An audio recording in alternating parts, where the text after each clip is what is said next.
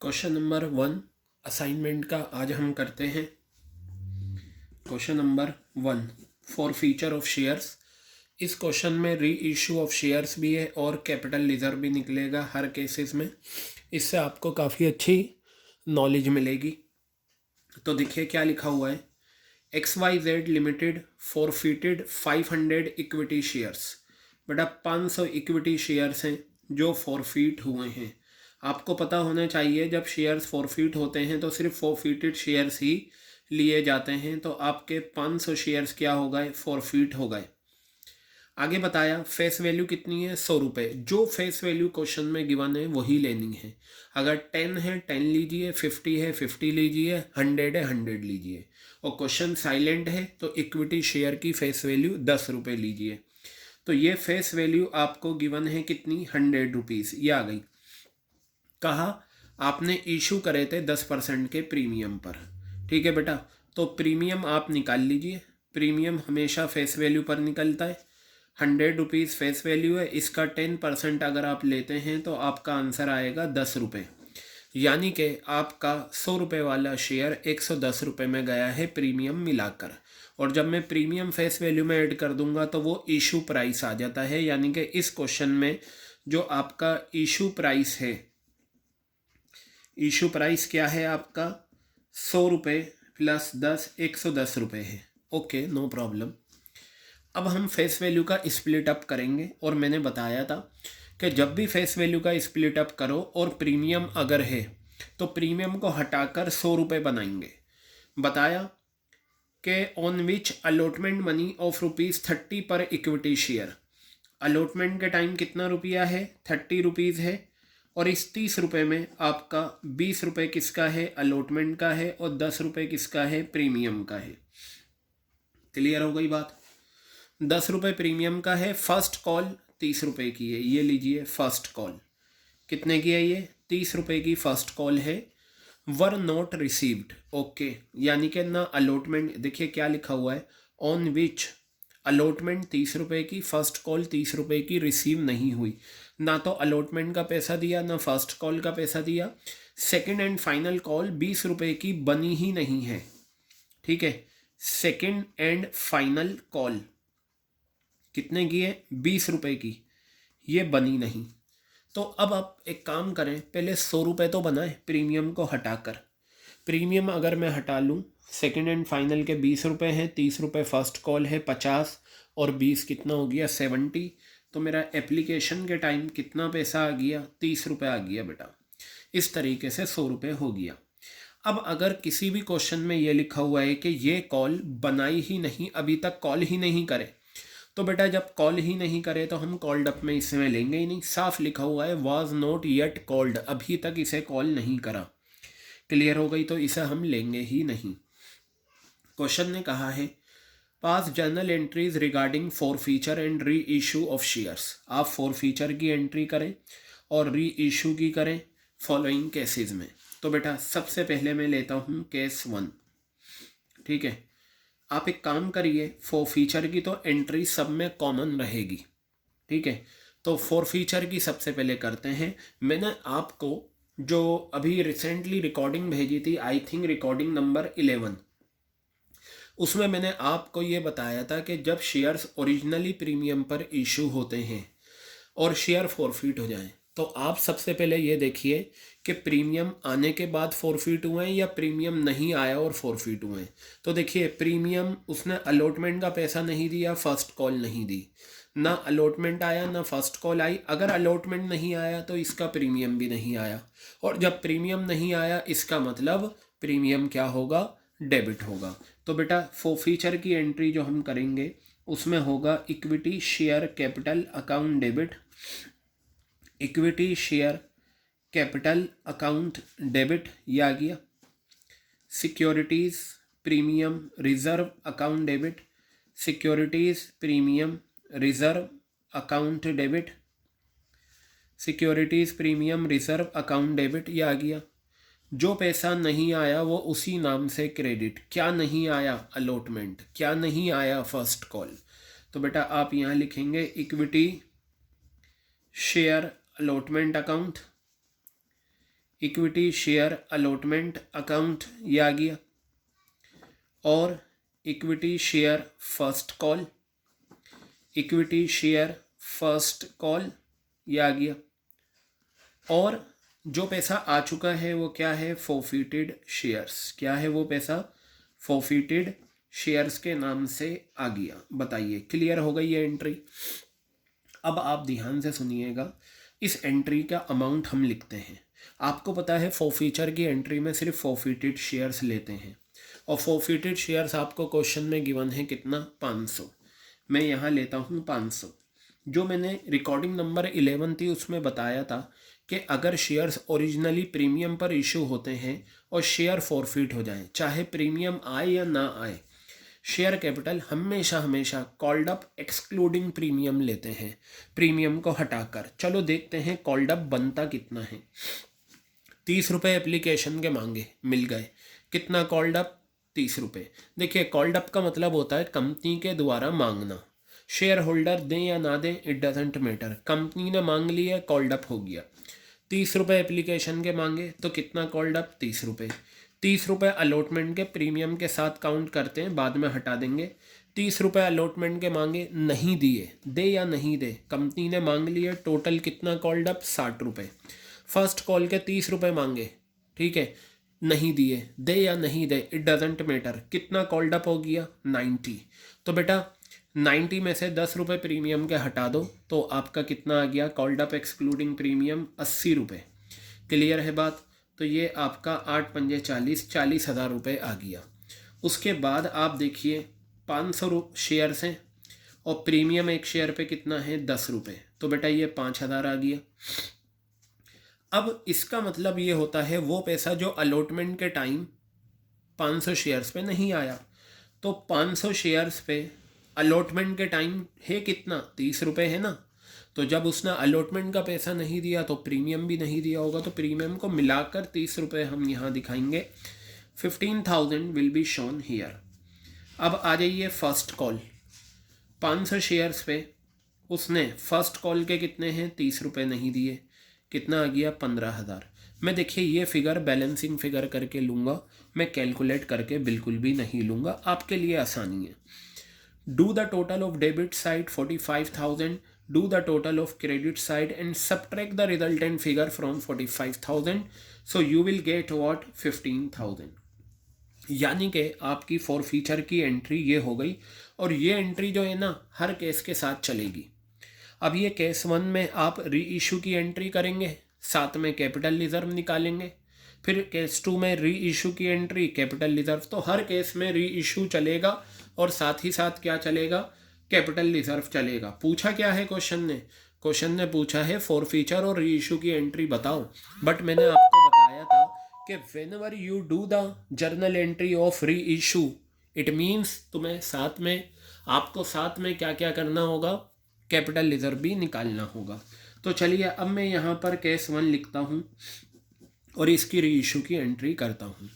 अब देखिए यहाँ बताया इफ़ 200 ऑफ दीज शेयर्स, मतलब फॉरफिट हुए हैं 500 शेयर्स, लेकिन री इशू करें 200, कम करे हैं। ऐसा होता है कि जितने फॉरफिट करें हम सारे के सारे री इशू कर दें, या जितने फॉरफिट करें उससे कम री इशू करें। तो 200 शेयर्स थे, हमने री इशू करें, क्या लिखा हुआ है, 80 पेड अप ₹4.90 पर शेयर। बेटा इसे ध्यान से देखना, इसका मतलब क्या है, हमें यहाँ देखना है कि जो री इशू करा है वो प्रीमियम पे है, पार पे है या डिस्काउंट पे है। क्लियर हो गई बात। अगर आपके वो री इशू के टाइम पेड अप या कॉल्ड अप लिखा हुआ है तो आप इसे इस तरीके से देखोगे, 80 रुपीज़ पेड अप, यानी कि पे करने थे 80 रुपये और कितने करें, 90, यानी कि 4 पेड अप को छोड़कर जो दूसरी फिगर होती है, पेडअप को छोड़कर जो दूसरी फिगर होती है वो री इशू प्राइस होता है। कंपेयर किससे करेंगे, पेडअप वैल्यू से करेंगे। किससे करेंगे कंपेयर, पेडअप वैल्यू से।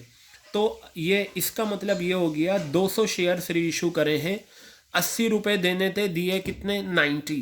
पेडअप को छोड़कर जो दूसरी फिगर होती है वो री इशू प्राइस है। तो यहाँ जितने भी हैं सब में री इशू प्राइस ये रहे। तो ये बताइए 80 वाला शेयर जब हम 90 रुपये में हमारे पास आएंगे तो 10 रुपये हमारे पास एक्स्ट्रा आएंगे। ये जो 10 रुपये हमारे पास एक्स्ट्रा आए हैं ये क्या है? प्रीमियम है। क्या है बेटा? ये प्रीमियम। तो मैं जर्नल एंट्री पास करूँगा, bank account debit to equity share capital, bank account debit to equity share capital account, to securities premium reserve account, to securities premium reserve account, to securities premium reserve account. बेटा ये आ गया, clear हो गई बात ये।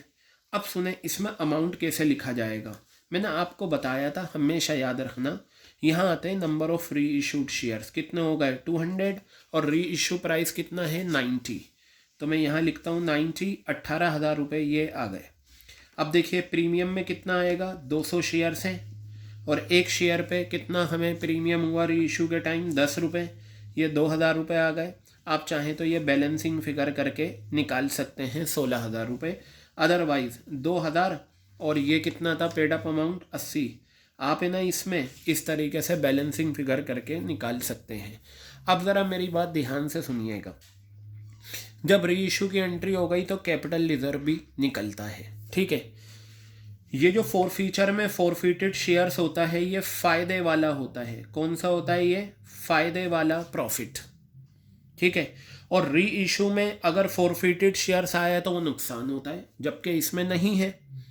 तो ये जो सारा का फ़ायदा है ये सारा का सारा हम कैपिटल रिजर्व में ट्रांसफ़र कर देंगे। कहाँ ट्रांसफ़र करेंगे बेटा? हम कैपिटल रिजर्व में ट्रांसफ़र कर देंगे। क्लियर हो गई बात? तो चलिए करते हैं कैपिटल रिजर्व में ट्रांसफ़र। कैपिटल रिजर्व की क्या एंट्री होती है? Forfeited shares account debit, forfeited shares account debit to capital reserve. क्या हो गया? Forfeited shares account debit to capital reserve account. Clear हो गई बात ये?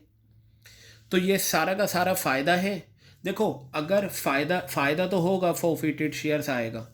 अगर नुकसान हुआ है तो फ़ायदे में से नुकसान माइनस कर दो, जो बचा हुआ फ़ायदा है वो कैपिटल रिजर्व में जाएगा। अगर नुकसान नहीं है तो सारा का सारा फ़ायदा कैपिटल रिजर्व में जाएगा। अब अगर आप यहाँ पर 15,000 लिख दे तो फ़ायदा, नुकसान नहीं है तो सारा फ़ायदा अगर आप यहाँ लिख दे तो 15,000, तो आपका आंसर गलत हो जाएगा। क्यों हो जाएगा मैं आपको बताता हूँ, तरीका बिल्कुल सही है। बेटा याद रखना, इस क्वेश्चन में जो फॉरफिट करे हैं शेयर्स वो 500 हैं और जो री इशू करे हैं वो 200 हैं। फॉरफिटेड और री इशू अलग अलग हैं। अगर 500 शेयर फॉरफिट हुए, 500 री इशू होते तो मैं फ़ौरन 15,000 रुपये को कैपिटल रिजर्व में ट्रांसफ़र कर देता, ठीक है। यानी कि फॉरफिटेड और री इशू शेयर्स अगर सेम हैं फिर कोई प्रॉब्लम नहीं, फ़ायदे में से नुकसान माइनस करो, जो आए वो कैपिटल रिजर्व में। और अगर नुकसान नहीं है तो सारा फ़ायदा कैपिटल रिजर्व में। लेकिन ऐसा कब करते हैं? जब फॉरफिटेड और री इशू सेम हो। लेकिन यहाँ 500 फॉरफिट हुए हैं, ये लिखा हुआ है फॉरफीचर की एंट्री में 500 शेयर्स, और 200 शेयर्स क्या हैं बेटा आपके? ये 200 है। 200 शेयर्स क्या हुए हैं? री इशू। तो फॉरफिटेड और री इशू अलग अलग हैं। मेरी बात याद रखिएगा, अगर किसी क्वेश्चन में फॉरफिटेड शेयर्स और री इशूड शेयर्स अलग अलग हैं तो कैपिटल रिजर्व फॉर्मूला लगाकर निकलता है। क्लियर हो गई बात? ये पॉइंट मैं यहाँ लिख देता हूँ। इफ़ फॉरफिटेड शेयर्स, अगर फॉरफिट किए हुए shares and reissue of forfeited shares, और जो शेयर फॉरफिट हुए हैं उनका जो री इशू हुआ है, and reissue of forfeited shares are different, अगर ये डिफरेंट हैं, अलग अलग हैं, then capital reserve will be computed by applying following formula. नीचे जो फार्मूला मैं लिख रहा हूँ ये फार्मूला अप्लाई किया जाएगा और कैपिटल रिजर्व निकाला जाएगा। लेकिन कब? जब फॉरफिटेड और री इशू शेयर्स अलग अलग हों। तो चलिए फार्मूला क्या है?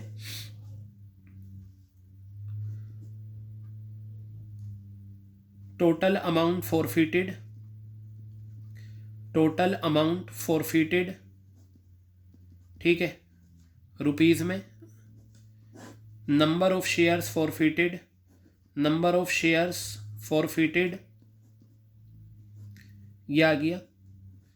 नंबर ऑफ शेयर्स री इशूड, नंबर ऑफ शेयर्स री इशूड यानी कि फॉरफिट किए हुए शेयर्स जो री इशू करे हैं, minus amount with which forfeited shares account debited, forfeited shares account debited। मतलब सुने, ये चीज़ है ना, ये बेसिकली क्या है, अगर री इशू के टाइम फॉरफिटेड शेयर्स है तो वो चीज़ है ये।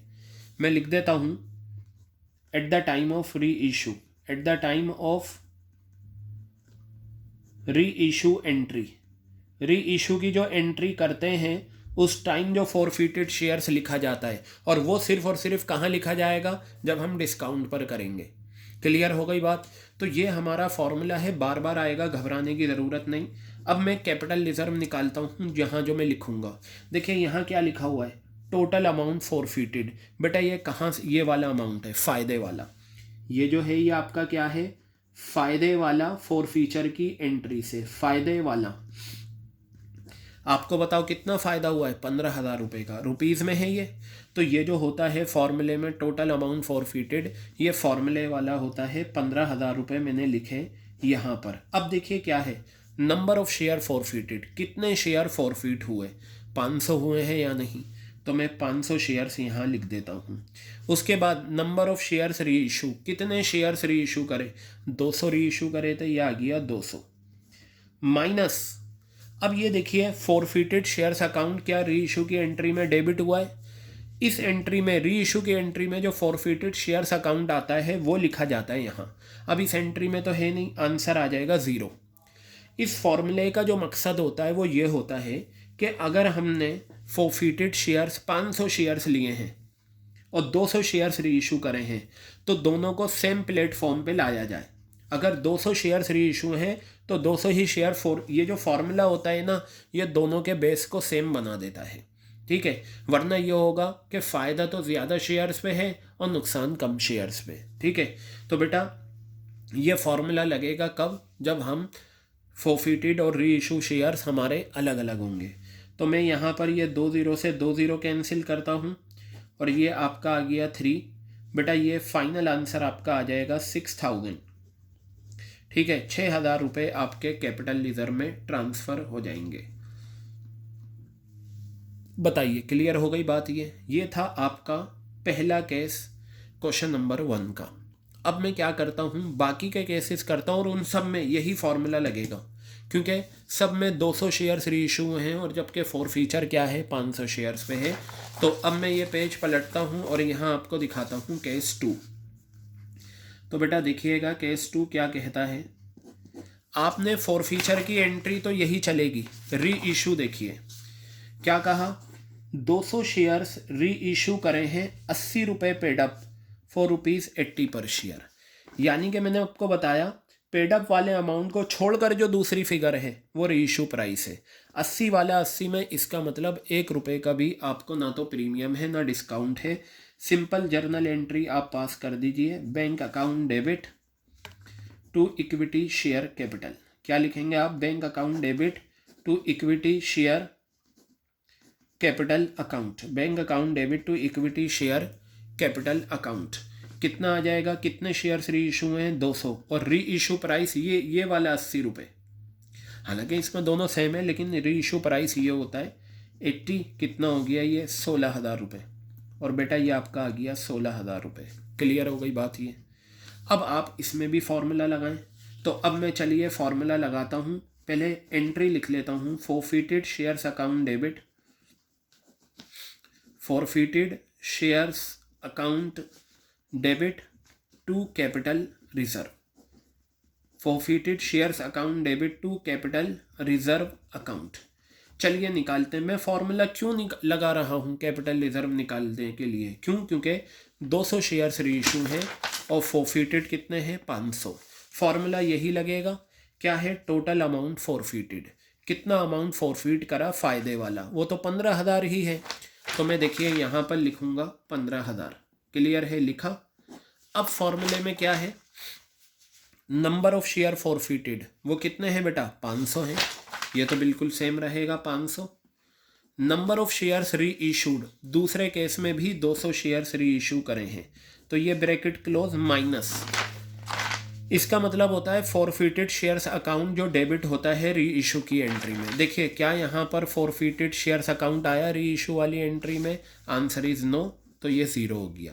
तो ये आपका आंसर आ जाएगा कितना, ये कैंसिल कैंसिल 6,000 रुपये आ गया बेटा। इसमें भी आपका आंसर कैपिटल रिजर्व का 6,000 रुपये है और मैंने यहाँ पर 6,000 रुपये यहाँ लिखा। तो आई थिंक ये पॉइंट भी आपके अच्छे से क्लियर है। बिल्कुल देखिए, इसकी जितनी प्रैक्टिस करेंगे उतना आपके लिए बेहतर है, और हर चीज़ एक जैसी है, बार बार हम वही करेंगे। चलिए अब मैं आता हूँ केस 3 पर। तो अगर मैं केस 3 देखूँ तो केस 3 में क्या बताया गया है, 200 शेयर्स री इशू करे हैं 80 रुपये पेडअप है। कितना है पेडअप, 80 रुपये। पेडअप वाली फिगर को छोड़कर जो दूसरी फिगर है वो री इशू प्राइस है, और कंपेयर करेंगे 80 रुपये से। तो 80 रुपये पे करने थे, लेकिन पे कितने करें री इशू के टाइम, 70 रुपये। तो हमारे पास 70 रुपये आए हैं, कंपनी के पास 10 रुपये कम आए, ये हमारा नुकसान है। तो मैं यहाँ लिखता हूँ बैंक अकाउंट डेबिट, और इसमें नुकसान है तो नुकसान डेबिट होगा। नुकसान और फ़ायदा एक जैसे नाम से आता है। फॉरफीचर वाली एंट्री में फ़ायदा होता है और डिस्काउंट वाली एंट्री में नुकसान होता है। तो ये मेरी एंट्री बन गई, bank account debit to forfeited shares account debit to equity share capital account, ये आ गया। अब सुने, कितना है आपका फॉरफिटेड री इशू शेयर्स, 200 हैं। एक शेयर पे री इशू प्राइस कितना है, 70, कितना आ गया 14,000 आ गया या नहीं। इसी तरीके से 200 शेयर्स हैं और एक शेयर पे नुकसान कितना है, 10 रुपये, कितना आ गया 2,000। आउटर कॉलम में आ गया 16,000। बताइए क्लियर हो गई बात ये। अब मैं यहाँ पर क्या करूँगा, कैपिटल रिजर्व निकालूंगा। तो चलिए देखते हैं कैपिटल रिजर्व की पहले एंट्री बना दीजिए आप। एंट्री हो जाएगी forfeited shares account debit, forfeited shares account debit to capital reserve, forfeited shares account debit to capital reserve account. Clear है, फॉर्मूला तो लगेगा बेटा, क्यों, क्योंकि 500 शेयर फॉरफिट हैं और 200 शेयर री इशू हैं। चलिए फार्मूला लगाते हैं, यही फार्मूला लगेगा। टोटल अमाउंट फॉरफिटेड फ़ायदे वाला, और फ़ायदे वाला ये अमाउंट फॉरफीचर की एंट्री में जो ये लास्ट में लिखा जाता है ये होता है। कितना अमाउंट है, 15,000। तो मैं ये 15,000 रुपये यहाँ लिखता हूँ। फिर फॉर्मूले में क्या है, नंबर ऑफ शेयर फॉरफिटेड, ये भी फॉरफीचर की एंट्री से मिल जाएगा, कितना है 500। ठीक है, नंबर ऑफ शेयर्स री इशूड, ये री इशू की एंट्री से मिलेगा, कितना 200। अब देखिए क्या था formula, forfeited shares account debited eight the time of री इशू एंट्री। तो बेटा बताओ ये री इशू की एंट्री थी, हाँ इसमें आ गया। तो पता चला नुकसान जो यहाँ माइनस होगा वो सिर्फ उसी एंट्री में होगा जब री इशू के टाइम आपने नुकसान पर री इशू करा है। तो ये फॉरफिटेड शेयर्स अकाउंट ये कितना आ गया, 2,000 रुपये का अमाउंट आ गया। क्लियर हो गई। इससे पहले सब में ज़ीरो आ रहा था, क्यों, क्योंकि री इशू के टाइम नुकसान नहीं था, लेकिन इस एंट्री में री इशू के टाइम नुकसान है। तो ये कैंसिल, कितना आ गया 6,000 माइनस का 2,000, कितना आ गया बेटा, ये 4,000 रुपये आपका आ गया। तो यहाँ पर आपका कैपिटल रिजर्व कितना हो गया, 4,000 रुपये आ गया। बताइए क्लियर हो गई बात या नहीं। ये इतने सारे केसेस आपके एग्ज़ाम में भले ही ना आए, इनमें से 2 या 3 आ सकते हैं और इस तरीके की इन्फॉर्मेशन के साथ आते हैं। तो चलिए अब हम करते हैं केस 4। री इशू की एंट्री देखते हैं। 200 शेयर्स हैं, 80 रुपये का एक है, यानी कि 80 रुपये पे करने थे, 50 रुपये पे करे। 80 रुपये पे करने थे, 50 पे करे, 30 रुपये कम करे, ये 30 रुपये का नुकसान है। तो चलिए बनाते हैं बैंक अकाउंट डेबिट। जब देखिए पेडअप को छोड़कर जो दूसरी फिगर है वो री इशू प्राइस है, और उसे कंपेयर करिए पेडअप से। री इशू आए कितने, 50। ऐसे सोचें, मिलने थे 80 रुपये और आए कितने 50, 30 रुपये कम आए तो हमारा नुकसान है। तो मैं यहाँ लिखूँगा bank account debit, forfeited shares account debit, forfeited shares account debit to equity share capital, to equity share capital account. Clear हो गई बात ये। चलिए देखते हैं कितने शेयर्स री इशू करे हैं, 200, और इसमें हमेशा क्या आता है, री इशू प्राइस, और पेडअप को छोड़कर जो दूसरी फिगर है वो री इशू प्राइस है, यानी कि 50 रुपये। कितना आ गया, 10,000 रुपये। 200 शेयर्स हैं, एक शेयर पे 30 रुपये का नुकसान है, कितना आ गया, 6,000, और बेटा ये 16,000 रुपये आपका आ गया। अब आप चाहें तो यहाँ पर फोरफिटेड टू कैपिटल रिजर्व करिए, forfeited shares account debit to capital reserve, forfeited shares account debit to capital reserve account. Clear है बात। चलो फॉर्मूला लगाते हैं और देखते हैं क्या आंसर आएगा। फॉर्मूला बेटा वही लगेगा, टोटल अमाउंट फोरफिटेड कितना है रुपीज़ में, 15,000, तो मैं यहाँ लिखता हूँ 15,000 रुपये, ये आ गया। नंबर ऑफ शेयर फोरफिटेड, बताइए कितने शेयर फोरफिट करे हैं हमने, 500, ये आपका आ गया 500, मल्टीप्लाई नंबर ऑफ शेयर्स री इशू, और री इशू की एंट्री से 200 आ गए, माइनस देखिए अब री इशू में फोरफिटेड शेयर्स आया है या नहीं, 6,000 रुपये। तो ये जो फॉर्मूले में माइनस करते हैं ये वो अमाउंट होता है जो नुकसान वाला होता है, जो री इशू में लिखा जाता है। अगर नुकसान हुआ है तो यहाँ लिख दीजिए, नहीं है तो 0 लिख दीजिए। कितना अमाउंट है, 6,000 रुपये, ये आ गया।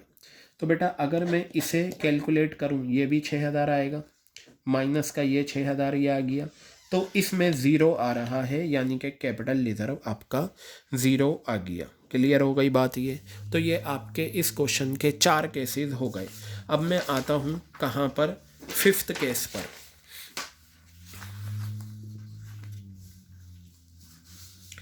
देखिए 5th केस क्या कहता है वो ध्यान से देख लीजिए। केस 5 कहा 200 शेयर्स री इशू करे हैं, री इशूड एट ₹70 पर शेयर, 70 रुपये में री इशू करा है एज फुल्ली पेड अप। जहाँ पर फुल्ली पेड अप आ जाए ना, देखिए अगर पेड अप होगा तो अमाउंट गिवन है, फुल्ली पेड अप आ जाए हमेशा फेस वैल्यू होती है। ये क्या होती है, face value. Fully paid up का मतलब फेस वैल्यू से कंपेयर करना है। फेस वैल्यू कितनी थी, 100 रुपये, तो 100 रुपये आने थे लेकिन मिले कितने, 70 रुपये, 30 रुपये का नुकसान है। देखिए यहाँ पर पेड अप फिगर गिवन है, इसका मतलब ये है कि पे करने थे इतने लेकिन दिए कितने, ये रहे, तो ये री इशू प्राइस है। अब यहाँ पर री इशू प्राइस तो आपको दे रखा है, री इशूड एट ₹70 पर शेयर, फुल्ली पेड अप, या फुल्ली, जहाँ फुल्ली वर्ड आ जाए 100 रुपये फेस वैल्यू से कंपेयर करना है। 100 रुपये पे करने थे, पे कितने करे, 70 रुपये, 30 रुपये का नुकसान, यानी कि बिल्कुल 4th केस रहेगा ये भी। Bank account debit, forfeited shares account debit, bank account debit, forfeited shares account debit to equity share capital. क्या लिखेंगे, टू इक्विटी शेयर कैपिटल, ये आ गया, to equity share capital account. Got it. अब इधर देखिएगा कितने शेयर्स हैं, 200 शेयर्स री इशू करे हैं, री इशू प्राइस कितना है, 70, 14,000। 200 शेयर्स री इशू करे हैं और 30 रुपये का नुकसान था, कितना आ गया, 6,000 रुपये। बेटा ये 20,000 रुपये आपका ये आ गया। अब आप क्या करें, यहाँ पर कैपिटल रिजर्व की एंट्री कर लें, तो आपकी एंट्री बनेगी forfeited shares account debit, forfeited shares account debit to capital reserve, forfeited shares account debit to capital reserve account. Clear है। निकालते हैं फॉर्मूला लगा के। मैं बार बार फॉर्मूला क्यों लगा रहा हूँ, क्योंकि हर केस में 200 शेयर्स री इशू हुए हैं और जबकि फोरफिट 500 हैं। और याद रखना जहाँ फोरफिटेड और री इशू शेयर्स अलग अलग हों, फॉर्मूला लगाकर आंसर आएगा। तो फॉर्मूला क्या है, अगेन ये रहा, टोटल अमाउंट फोरफिटेड कितना है, फोरफीचर की एंट्री से 15,000 रुपये, तो बेटा मैं यहाँ लिखता हूँ 15,000 रुपये। और नंबर ऑफ शेयर फॉरफिटेड वो हैं ऑलरेडी 500, नंबर ऑफ शेयर्स री इशू कितने हैं, 200, माइनस क्या लिखा हुआ है, फॉरफिटेड शेयर्स अकाउंट डेबिटेड, वो अमाउंट जिसके साथ फॉरफिटेड शेयर्स अकाउंट डेबिट होता है, यानी कि री इशू वाली एंट्री में जो फॉरफिटेड शेयर्स अकाउंट होता है वो आता है, और वो कितना है 6,000। तो ये आपका 6,000 आया, ये आपका 6,000 आया, कितना आ गया बेटा, ये 0,0,0 बेटा, ये था आपका फॉरफीचर री इशू कैपिटल रिजर्व। ये आपका केस 1 था। इस पर मैंने फॉर्मूला भी आपको दिखाया। यहाँ पर 3 केस आया आपके, केस 2, केस 3, केस 4, और यहाँ पर केस 5 आया। तो ये 5 केसेस हमने करे बिल्कुल इसी फैशन में, बिल्कुल इसी तरीके से क्वेश्चन नंबर 2 करना है, बिल्कुल इसी तरीके से। क्लियर हो गई बात ये? तो जो क्वेश्चन नंबर 2 है, मैं सिर्फ़ और सिर्फ आपको इसका स्प्लिट अप समझा रहा हूँ। ये क्वेश्चन आप होमवर्क में मुझे करके दिखाएंगे और चेक करवा लेना मुझसे कि हाँ आपने सही करा है या नहीं। ठीक है, तो बेटा देखिए, national heavy chemicals limited forfeited 500 equity shares. इसमें भी क्या है, 500 इक्विटी शेयर्स हैं जो आपके क्या हुए हैं, फॉरफिट हुए हैं, यानी कि ये शेयर्स आपने फॉरफिट कर दिए। ये तो बिल्कुल वैसा ही क्वेश्चन है, सब कुछ वही है। आई थिंक दोबारा तो कॉपी नहीं होगी हमें। Let me check first allotment के टाइम। ठीक है बेटा, 1 मिनट। हाँ, issued at to be paid at the time of allotment and on which first call was not receive second and. अच्छा हाँ, इसमें क्या है, थोड़ा सा अलग है लेकिन फिर भी ठीक है। तो चलिए देखिएगा आप ध्यान से, मैं यहाँ बता दूँ। फेस वैल्यू आपकी कितनी है, 100 रुपये है, ये आ गई। और कहा प्रीमियम कितना है, 10% है। प्रीमियम आपका कितना है, प्रीमियम 10% है। तो फेस वैल्यू पर हमेशा कंप्यूट करें, कितना आ गया ये आपका 10 रुपये आ गया प्रीमियम। तो इशू प्राइस आपका इसमें 110 हो जाएगा, जैसे प्रीवियस क्वेश्चन में था। ठीक है, 100 + 10 110 रुपये आपका ये आ गया, कोई बात नहीं। ठीक है, अब देखिए जैसा क्वेश्चन ने कहा वैसा हम करेंगे। ये जो 10% प्रीमियम है यानी कि 10 रुपये, ये अलॉटमेंट के टाइम है, to be paid at the time of allotment. कोई बात नहीं, हमें पता नहीं कितना अमाउंट है, लेकिन इन्होंने ये कहा ऑन विच फर्स्ट कॉल 30 रुपये की रिसीव नहीं हुई। बेटा देखो, ये फर्स्ट कॉल है 30 रुपये की जो रिसीव नहीं हुई, और बताया सेकेंड एंड फाइनल कॉल 20 रुपये की अभी तक कॉल ही नहीं करी। तो सेकेंड एंड फाइनल जो थी, सेकेंड एंड फाइनल वो कितने की थी, 20 रुपये की थी। अब मुझे क्या करना है, देखिए ये फर्स्ट आ गया, ये सेकंड। इससे पहले क्या आएगा, अलॉटमेंट आएगा, एप्लीकेशन आएगा, लेकिन अलग अलग अमाउंट नहीं बताया। हमें ज़रूरत भी नहीं है, क्योंकि बेटा क्वेश्चन ने क्या कहा है, क्वेश्चन ने कहा है कि 100 रुपये फेस वैल्यू थी, 10% प्रीमियम था, और उसने फ़र्स्ट कॉल का पैसा नहीं दिया। अगर फ़र्स्ट का पैसा नहीं दिया तो इससे पहले जो एप्लीकेशन अलॉटमेंट है वो आ चुका है। तो एप्लीकेशन एंड अलॉटमेंट इसका सेपरेट नहीं दे रखा, आप इकट्ठा लिखिए। कितना आया होगा यहाँ पर, 60 रुपये आया होगा, जिसमें आपका एप्लीकेशन ये कितना होगा, 50 रुपये मिलाकर, और ये होगा 10 रुपये। वैसे मैं एक चीज़ बताऊँ आपको, आप इतना भी कर लेंगे काफ़ी, आपको ये करने की ज़रूरत नहीं है, क्योंकि जो पैसा आ जाता है वो फॉरफिटेड शेयर्स में जाता है। किस में जाता है, फॉरफिटेड शेयर्स में जाता है, और ये हम बैलेंसिंग फिगर करके निकालते हैं। तो ये हालांकि मैंने आपको बता दिया, अगर आप ऐसा नहीं भी करें, आप सिर्फ ये देखिए जो नहीं आया वो आपकी कंसर्न है। अब सुने, शेयर्स ओरिजिनली प्रीमियम पर इशू हुए थे। मैंने बताया था रिकॉर्डिंग 11 में, जब शेयर्स ओरिजिनली प्रीमियम पर इशू हों तो आप ये देखें प्रीमियम आने के बाद फॉरफिट हुए हैं या प्रीमियम ना आने के बाद हुए हैं। बेटा यहाँ पर प्रीमियम आ चुका है अलॉटमेंट के टाइम, क्वेश्चन ने कहा था to be paid at the time of allotment, यानी कि ये अलॉटमेंट का पैसा आ चुका है, एप्लीकेशन भी आ चुका है, अलॉटमेंट भी आ चुका है। तो जब अलॉटमेंट आ गया तो उसके साथ प्रीमियम भी आ गया, और अगर प्रीमियम आ गया तो एंट्री में फॉरफीचर में प्रीमियम डेबिट नहीं होगा। क्लियर है बात? तो चलो फॉरफीचर की एंट्री करते हैं। Equity share capital account debit, equity share capital account debit, जो पैसा नहीं आया वो उसी नाम से क्रेडिट। क्या नहीं आया? First call to equity share first call. क्या लिखूंगा मैं यहाँ? To equity share first call आ गया। सेकंड कॉल लेंगे ही नहीं क्योंकि ये बनी ही नहीं है। तो बेटा आप यहाँ पर लिखिए फोरफिटेड शेयर्स। क्या लिखेंगे? Forfeited shares. और बेटा आपको पता है अगर शेयर्स ओरिजिनली प्रीमियम पर इशू होते हैं, चाहे प्रीमियम आए या ना आए, शेयर कैपिटल में हमेशा कॉल्ड अप एक्सक्लूडिंग प्रीमियम लेते हैं। तो कितने शेयर फोरफिट हुए हैं? 500। चलो देखते हैं कॉल्ड अप एक्सक्लूडिंग प्रीमियम कितना होगा। 60 रुपये ये आ गए, चलो कोई नहीं, 60 रुपये आ गए। कॉल्ड अप कितना है? 60 रुपये।